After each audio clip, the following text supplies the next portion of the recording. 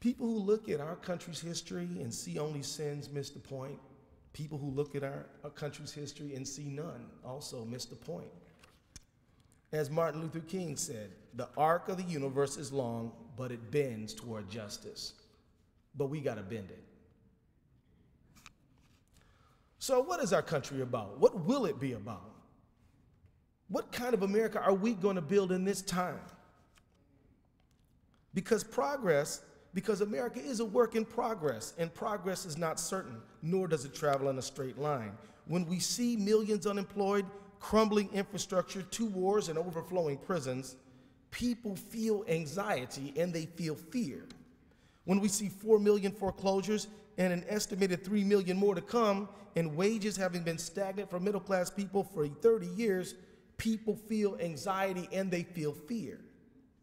And when there is a prevailing anxiety that America may lose its place in the world, we're afraid that the world economy is going to relegate us to perhaps a lesser role in the future.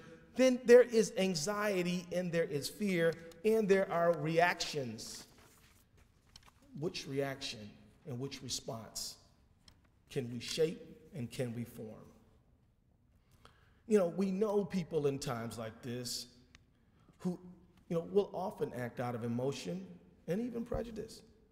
And sometimes they become fearful, and sometimes they look out for folks who they perceive to be their own, and they rail against people who seem to be the other of that particular day and time.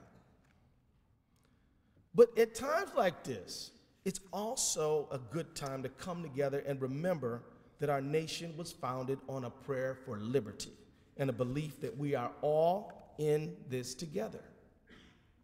A time to turn to each other, not on each other. When some of the loudest voices from our government and society say that the government can't help you, that the government's not there for you, and that you're on your own, we can say we're all in this thing together.